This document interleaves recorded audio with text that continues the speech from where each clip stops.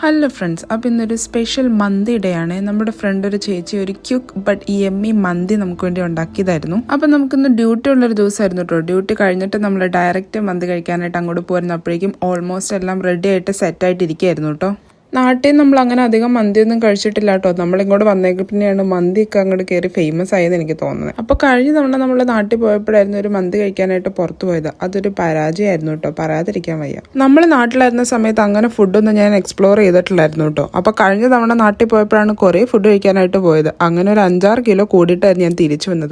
അപ്പം ഞാൻ പറഞ്ഞു വന്നതിൻ്റെ ഉള്ളടക്കം എന്ന് പറഞ്ഞാൽ നമ്മൾ ഇവിടെ വന്നതിന് ശേഷം ഫ്രണ്ട്സ് ഉണ്ടാക്കി തന്നപ്പോഴാണ് നമ്മൾ ടേസ്റ്റുള്ള മന്തിയൊക്കെ കഴിച്ചേക്കണതെന്നാണ്. അപ്പോൾ എനിവേ നമുക്ക് മന്തിയുടെ കൂടെ ഒരു ഹോം മെയ്ഡ് മൈനേഴ്സും അതുപോലെ തന്നെ ഒരു ചട്നി ഉണ്ടായിരുന്നു കേട്ടോ. ഒരു ലോങ് ഡേ ഡ്യൂട്ടി ഒക്കെ കഴിഞ്ഞ് കഴിയുമ്പോൾ ഇങ്ങനെ പാത്രത്തിൽ ഹെവൻലി ഫുഡ് കിട്ടും. ഓഹോ, അതൊരു ഫീലിംഗ് തന്നെയാണ് കേട്ടോ. അങ്ങനെ നമ്മൾ വയറ് നിറച്ച് മന്തിയൊക്കെ കഴിച്ച് കുറച്ച് നേരം വർത്താനമൊക്കെ പറഞ്ഞിരുന്നിട്ട് തിരിച്ച് വീട്ടിലേക്ക് പോകുന്നു കേട്ടോ. നാളെ നമുക്ക് ഡ്യൂട്ടിക്ക് പോകാനുള്ള, അപ്പം നാളെ കൊണ്ടാനുള്ള മന്തി പാത്രത്തിലും കൂടെ ആക്കിയാൽ പോകുന്നത്. അപ്പോൾ ബൈ.